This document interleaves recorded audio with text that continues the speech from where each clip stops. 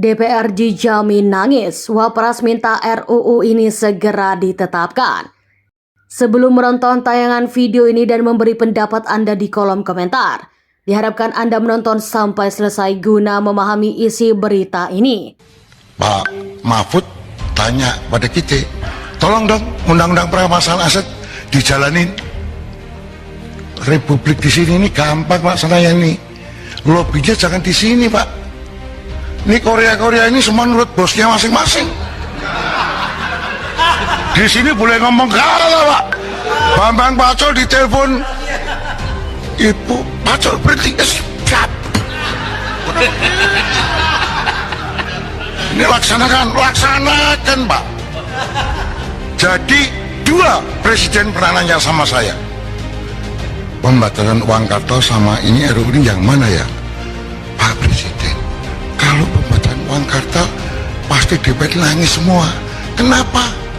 Masa dia bagi duit harus pakai e-wallet? E-walletnya cuma 20 juta lagi. Nggak bisa Pak, nanti mereka nggak jadi lagi. Oh iya. Loh, saya terang-terangan ini gitu loh. Mungkin perampasan aset bisa, tapi harus bicara dengan para ketum partai dulu.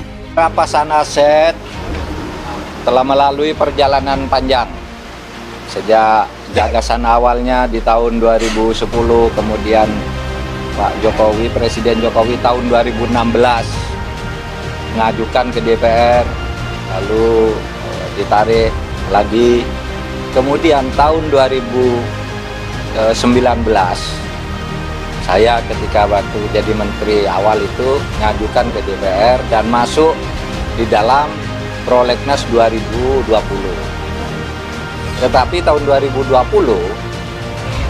DPR menghubungi saya, katanya dua RUU yang kami ajukan, yaitu RUU perampasan aset dan RUU pembatasan belanja uang tunai belum disetujui oleh DPR, sehingga dari Prolegnas keluar, padahal kita sudah masukkan. Kita perjuangkan lagi agar terus masuk, akhirnya terjadi kompromi. Komprominya apa? Komprominya oke, kedua undang-undang ini dibahas tapi dibagi. Yang undang-undang perampasan aset, RUU perampasan aset, supaya diajukan sebagai inisiatif pemerintah. Yang RUU pembatasan belanja uang tunai itu diminta DPR yang akan mengajukan, meskipun kami sudah siap. Ya, kita setuju. Itu pun masuknya baru pada tahun ini, awal tahun ini DPR setuju, sehingga pemerintah sekarang karena DPR sudah setuju masuk prioritas tahun 2023, maka sekarang pemerintah per tanggal 4 Mei tahun 2023 Presiden sudah mengeluarkan dua surat.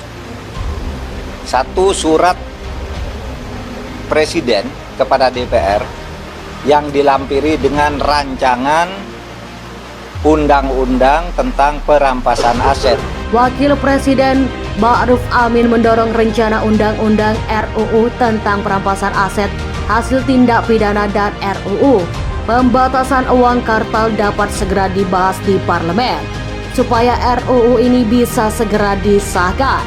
Jadi pemerintah akan terus berupaya untuk berkonsultasi supaya pihak mana yang belum setuju, saya tidak mau sebut satu-satu, tapi yang belum bisa mendorong ini bisa cepat dibahas dan ditetapkan, kata Wapres saat memberikan keterangan pers di Banjarbaru, Kalimantan Selatan, Selasa 11 April 2023.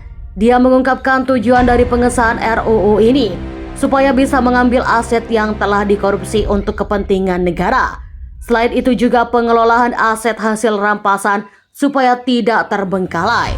Terlebih saat ini juga RUU itu telah masuk program legislasi nasional Prolegnas tahun 2023, sehingga sudah seharusnya menjadi prioritas pada tahun ini.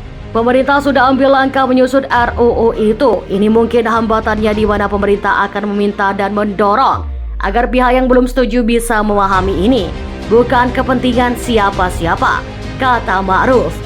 RUU ini ramai semenjak Menteri Koordinator Bidang Politik Hukum dan Keamanan Mahfud MD meminta langsung kepada Komisi 3 DPR RI untuk mendukung dan meloloskan RUU ini pada rapat kerja di Senayan Rabu 29 Maret 2023. Dalam rapat dengan Komisi 3 tersebut, Mahfud membeberkan alasan mengapa RUU ini harus segera disahkan berdasarkan penilaian dan pengalamannya dalam menindaklanjuti kasus korupsi.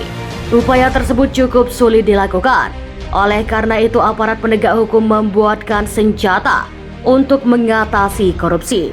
Kepada Ketua Komisi 3 Bambang Pacul, Mahfud memohon dukungan.